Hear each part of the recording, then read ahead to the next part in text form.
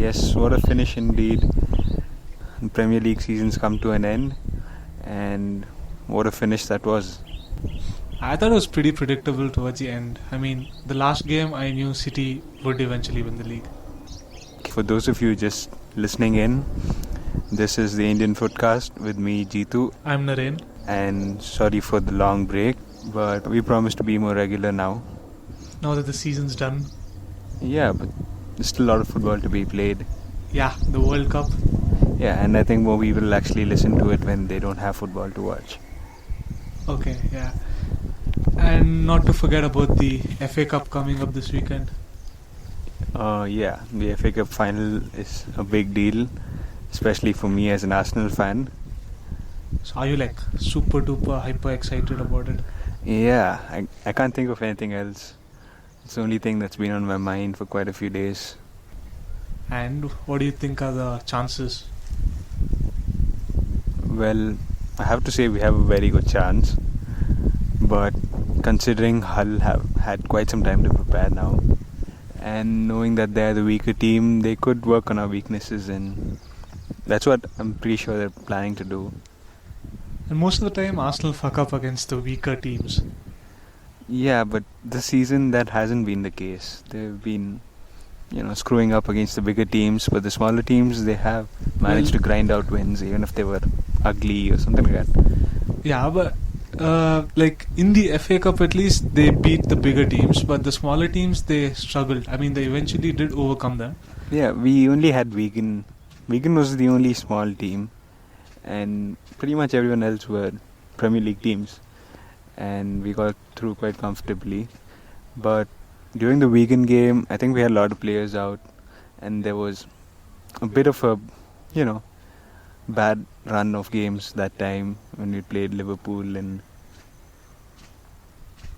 Chelsea. Chelsea especially. Pretty humiliating, so it was good the team bounced back, and winning the FA Cup semis should have really boosted their confidence. Now they can play more freely. Yeah, it did show, like, as in the celebrations and all after they won the semi-final. On the penalties, it was like they won the cup itself. Yeah, lots of people, I think one of the United celebrities, I think Roy Keane, Roy Keane was like, Arsenal shouldn't be celebrating the win because it was only a League 2 team, championship team.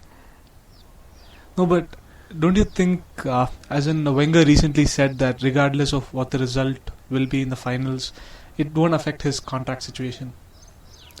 Yeah, Wenger's obviously going to try and be positive before the final, but nobody knows what's going on the inside.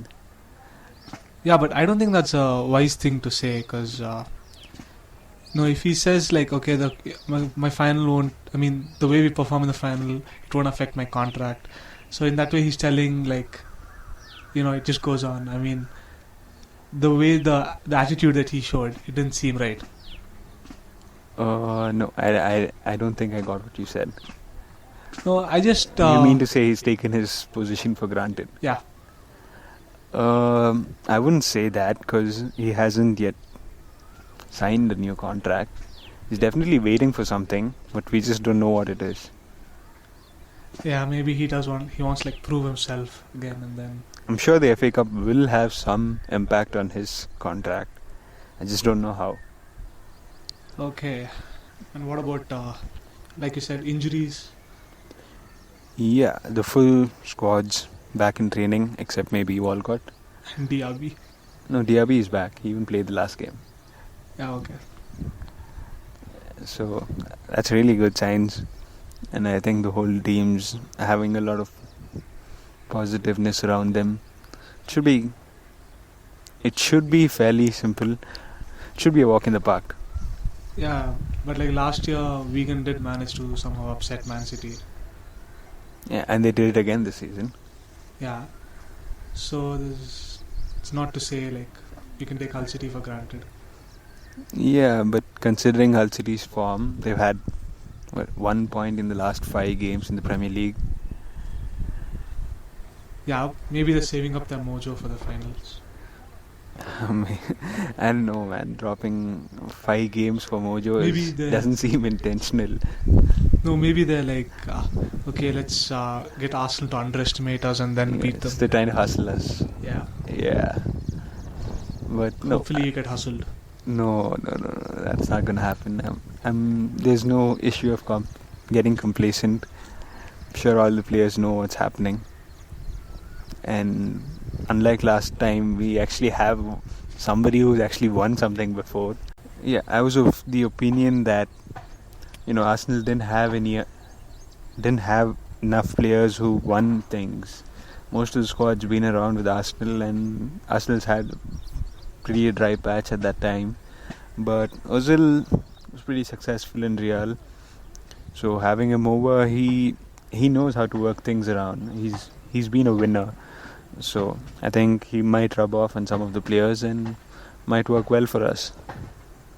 Yeah, that could play a role too. So at the moment, everything's going Arsenal's way. Yeah, I like to think so.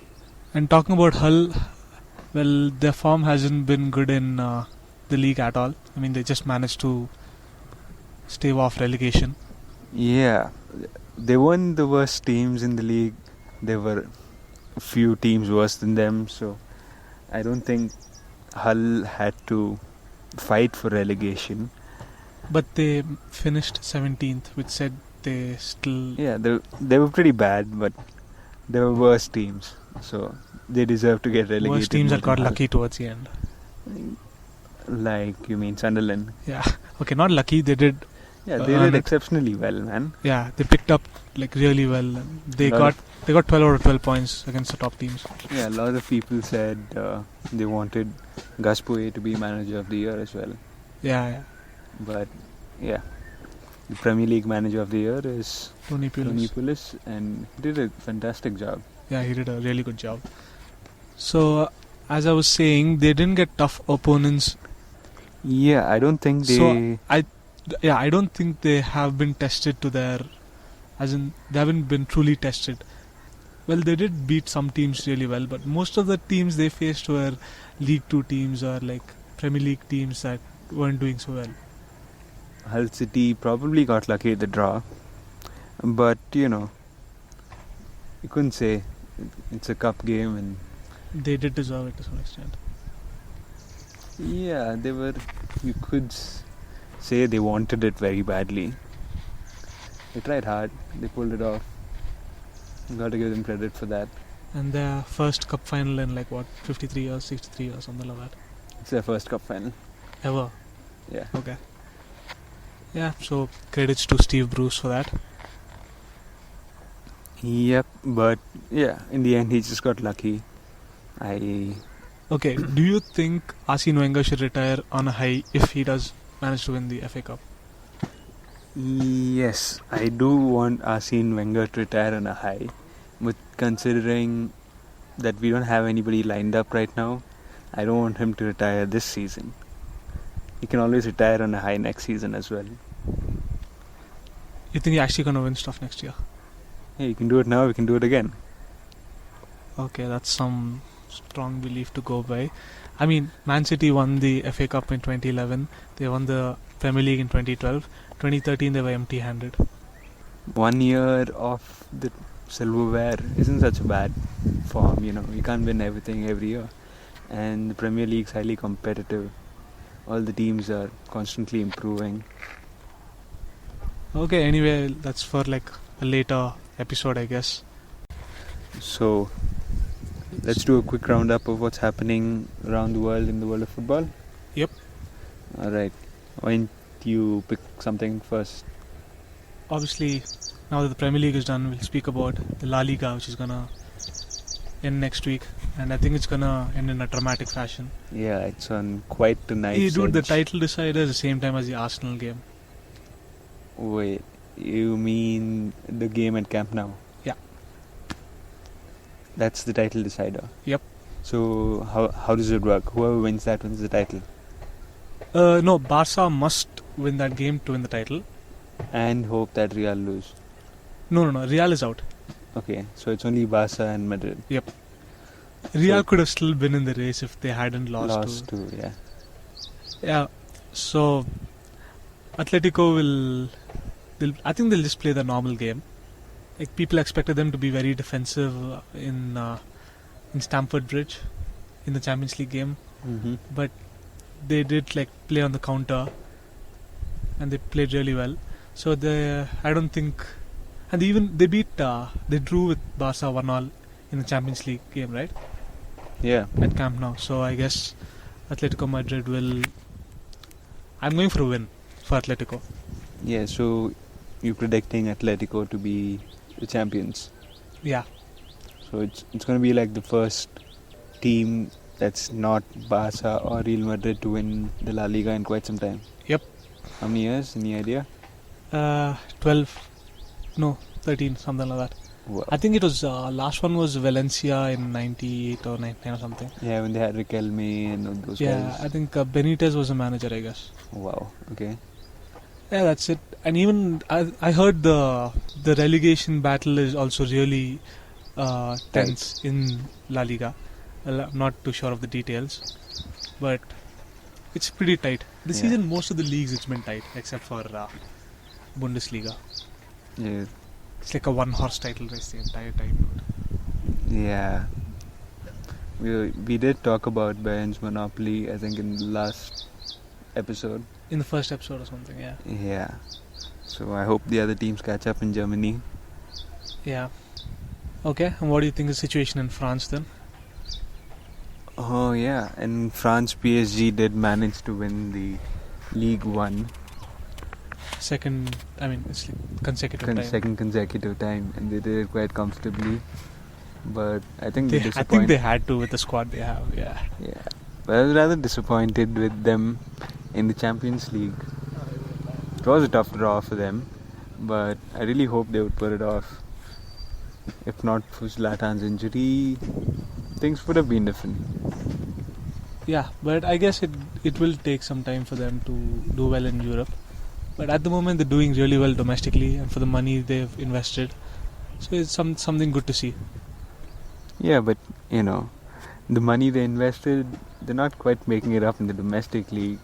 If you look at the sponsorship money, the Bundesliga pays Bayern Munich about 30 million.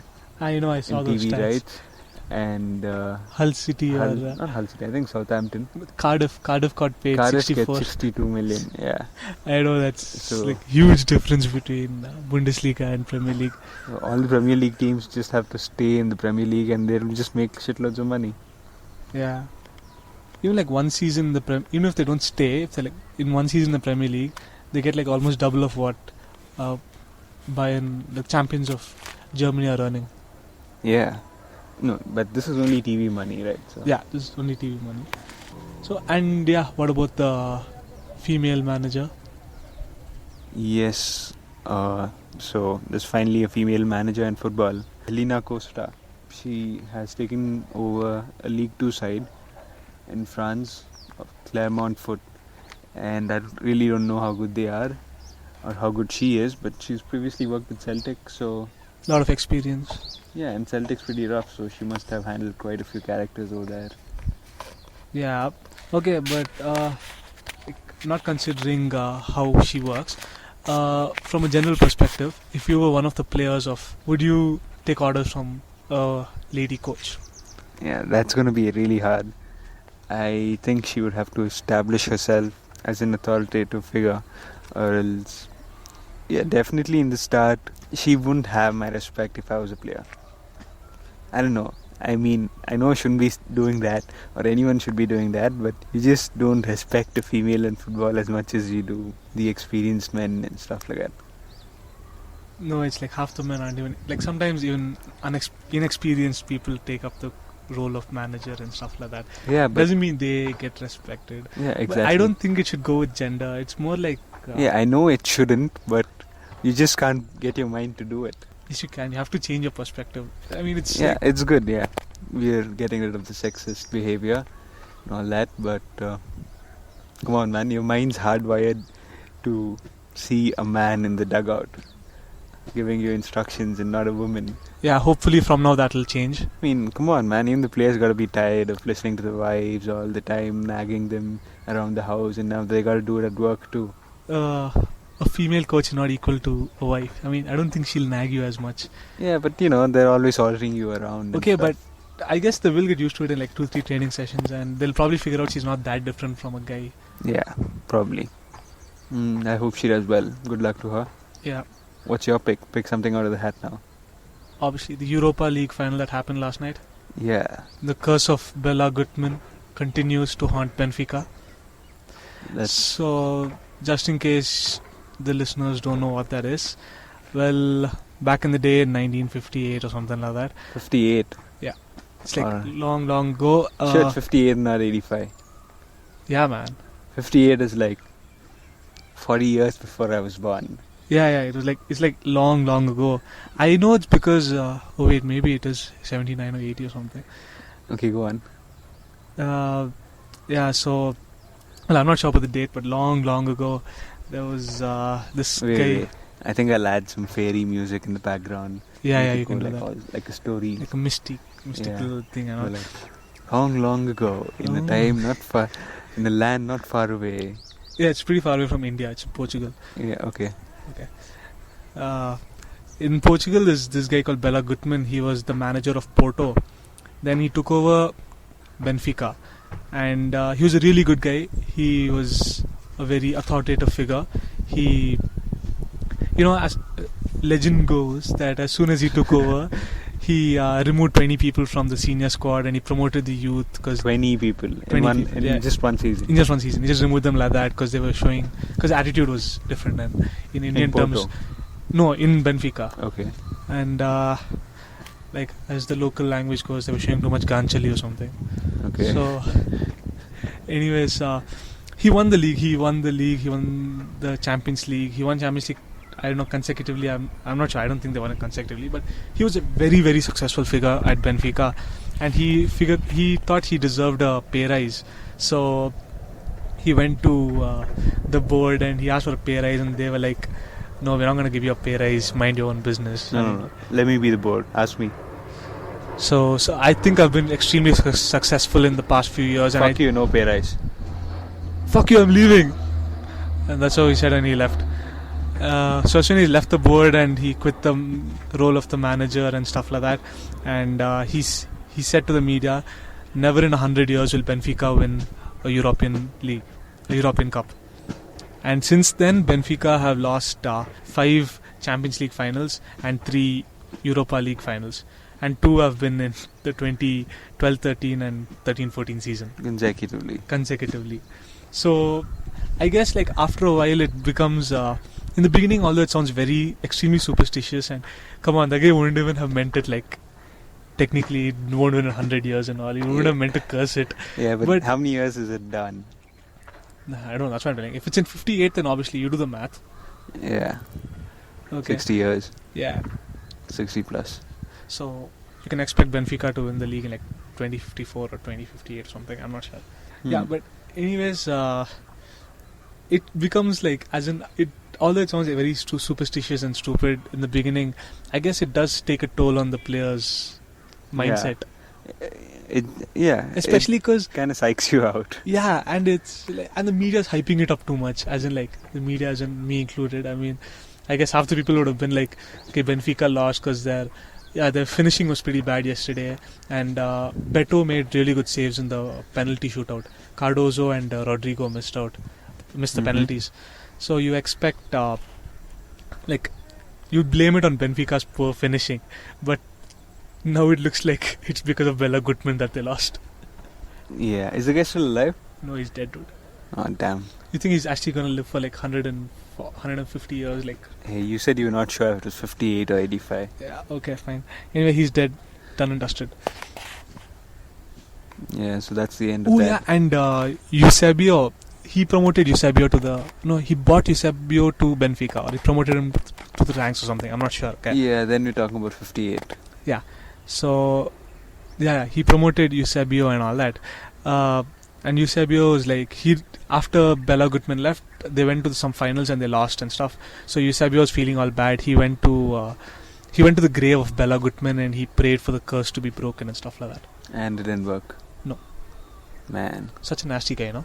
Yeah, man. What a softpuss. I know. Well, let's hope Benfica overcome it. Yeah, sooner. Not in like another 50 years. Yeah. that's It'll be that's too too late. fucking long. Dude. I mean, even the fans would just give up and, We're like, fuck this shit. I'll start supporting them after like another 40 years, 50 yeah, years. they just take a break for 50 years. But at least they're winning consecutive titles. Domestic titles. Yeah. That's good. Not the same as European glory. Yeah, that's there. So, anyways, what next? So, Sweden didn't make it to the World Cup. Obviously, Zlatan. I shed a tear for him. Yeah, so a lot of the Brazilians got together and put up a really nice campaign to get him over to the World Cup. And Oh yeah, I heard of it. Yeah, tell us what it is about. it's basically, I think, a 3-minute video Okay. of a lot of players and celebrities and Brazilian, probably even normal people. I don't know too many of the Brazilians, so Yeah. yeah, they all put together a video explaining why Zlatan should get over that. And considering, what Zlatan said after he got knocked out of the World Cup. What did he say? Said a World Cup without Zlatan is not worth watching. Yeah. Okay. So they wanted to make it worth watching. By keep putting him in the stands. Or? Hey, World Cup with Zlatan. Okay, fine. And yeah, I he's think still not going to play any part in it. I don't get the logic of taking him all the way there and... he could be a presenter. Yeah, okay. That's not bad. And I think he did agree to it.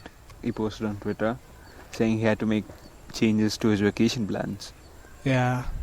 That'd be nice, okay. Yeah, he was probably largely moved by his idol calling him over. He's a huge Ronaldo fan. Oh, yeah. The old Ronaldo. Yeah, I know the original Ronaldo. So, in other news, I guess the World Cup squads are being announced now. Yeah, I think almost all are done.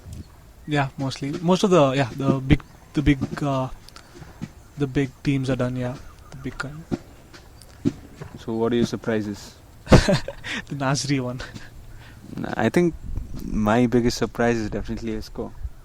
Isco, yeah, man. But then he's young, so I guess they thought it's better to leave him out for the more experienced players. Yeah, but that's not how England saw it. They Yeah, left out yeah. Ashley Cole.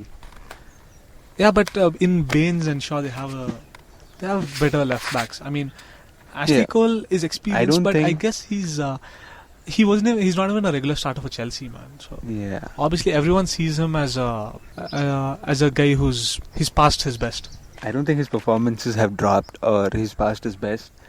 But it's just that people are playing it up so much with the arrival of Baines and Shaw that he's kind of losing out. Maybe it's kind of like, bad PR. Yeah, but forget about the England thing. You're talking about Chelsea, the way Chelsea lineup. Mourinho preferred to play Azpilicueta as left back, even though Azpilicueta is a natural right back. Right back. Yeah, but I don't think Ashley Cole was bad enough to be dropped or to be replaced. He was probably, being looked up to replace him in the long run. But yeah, I think he cemented his place and pushed Ashley Cole out. Yeah, and I think he does deserve it. He is the best left back in England at the moment. For quite some time, he held that spot for his own for close to a decade maybe. Yeah, you're talking about Got Ashley Cole. 107 caps. Okay. Yeah, but so I guess it's okay to leave Ashley Cole out. Yeah, because I don't think And Shaw is ever going to play in the World Cup. Hodgson loves Baines and he's going to play him in every single game. Yeah, Shaw and is just replacement. backup. Yeah, so rather not have Ashley Cole instead of just have Shaw on the bench. I mean, you don't take Ashley Cole and just leave him benched there. Yeah, so I guess that way is better. And good part is Ashley Cole did take it as a sport. He was like, Yeah, he retired. Very sportive of him. oh come on, man! What do you expect him to represent England in Euro 2016? No? Yeah, probably. Nah, man, he's gone, dude. It's uninterested. Just forget about him. He'll probably go to some MLS team and spend the rest of his life there. Probably. Oh, and another legend that retired from international football is Sylvian Destin. Okay. He tweeted. Legend. Yeah, he tweeted he was very sad about ending his international career with 0 caps. Okay. Yeah. So anyway, fair play to him for giving his all for England. Yeah, Ashley Cole was brilliant. I used to like him a lot.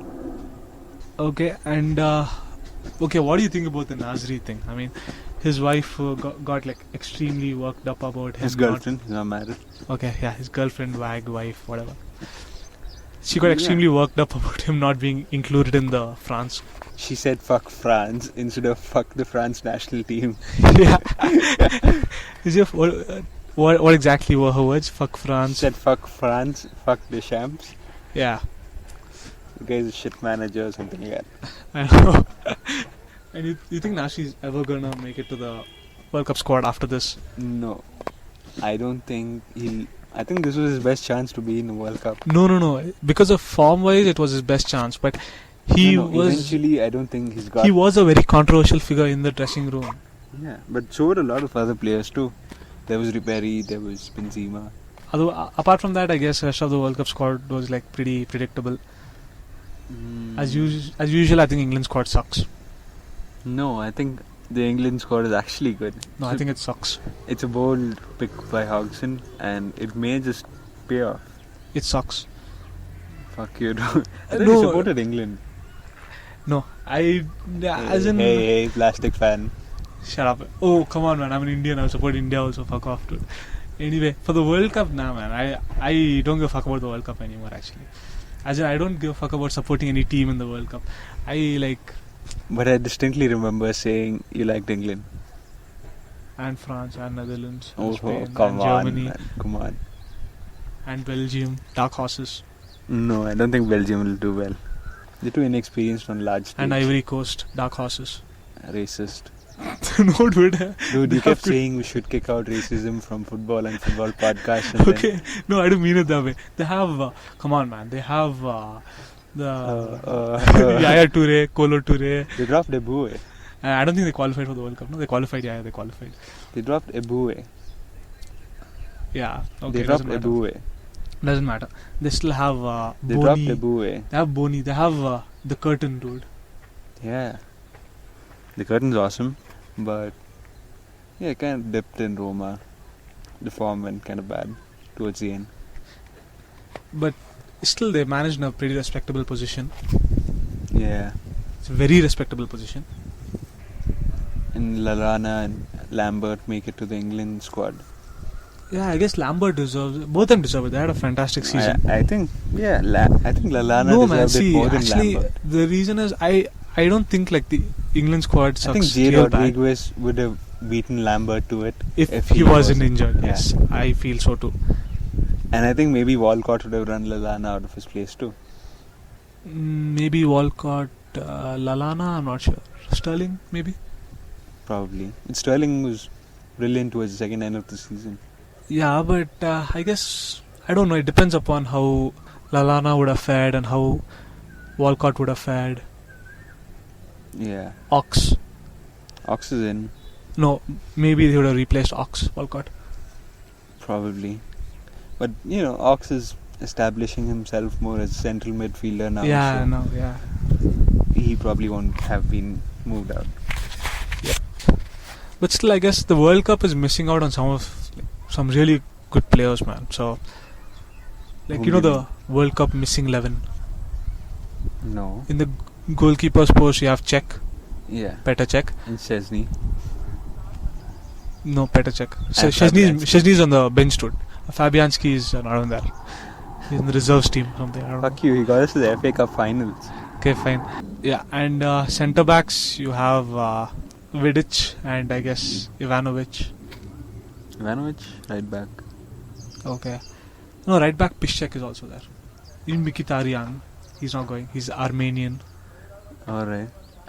And Alaba Yeah. and Bale. Bale, Ramsey, Bale, Ramsey, Kuba Bentner. and Lewandowski, Ibrahimovic. So yeah, there's like quite a lot of people are missing out, and I guess that's why. I mean, like half the teams you won't know half the players, man. Especially like the African teams and stuff who are qualified. No, man, most of them play abroad. I think one of the team has 12 English players. I mean, not English players, 12 players who play in England. Oh, one of the African teams, huh? Yeah, I think so. Must be Ivory Coast only. Yeah, so that was like, they should represent England instead. But yeah, you should honestly have like that all-star 11 we were speaking about, no? Like, Yeah. That would be more fair. yeah. Oh yeah, and in the first episode which we recorded, we were like, Tony Pulis is a bad manager or something, and he won the Manager of the Year award. No, we didn't say anything about Tony Pulis. Yeah, we were like, no, I was We like, talked about him in Stoke, yeah. influencing the style and how Yeah. it's changed now with views. Yep. He won the Manager of the Year. Wow. He won it, you could say, to a large effect because of the dressing room influence of Chamak. Yeah. They couldn't have done it without him. Yeah, seriously. So we reached the end of this episode of Indian Footcast, and we have an exciting week of action, football action. More like weekend. Yeah, exciting weekend of football action. So we got 3 awesome games. And quite closely packed as well. Yep, and I hope Arsenal doesn't win. Fuck you. Why Okay. you gotta be such a sadist, man? It's nice, dude. Otherwise, it's What's nice? It's been 9 fucking years. How is that nice? Hope we Yeah. fucking go trophyless for another like 50 years or something. This is my curse. Okay. Yeah, I don't think your curse is applicable. Yeah, Anyway. we'll see about that. Okay. 1 year down. Keep counting. Hey, you made a curse now, okay? Hey, fuck you, dude. Okay. So, anyways, yeah. And coming up next week, we're gonna have like a season's review. Yeah, All the we'll teams and stuff. review how the Premier League teams have done this year. Yep. And also, I think we'll have a World Cup preview. I think we still got time for that. Yeah, but I think we should do it like as soon as possible. I mean, like. Yeah. Yeah. Okay. Cool. Yeah, that's us. We're scheduling on air. Yep. So, that's it for today. See you, folks. Yeah. Signing off. This is Naren. See you guys from Jitu. And yeah, please make sure to follow me on Twitter at Mr. Joykill. And I'm at the rate NARENSOMPALLI, Naren Sompalli. And also, our Twitter handle of the podcast is At the rate Indian Footcast. yeah.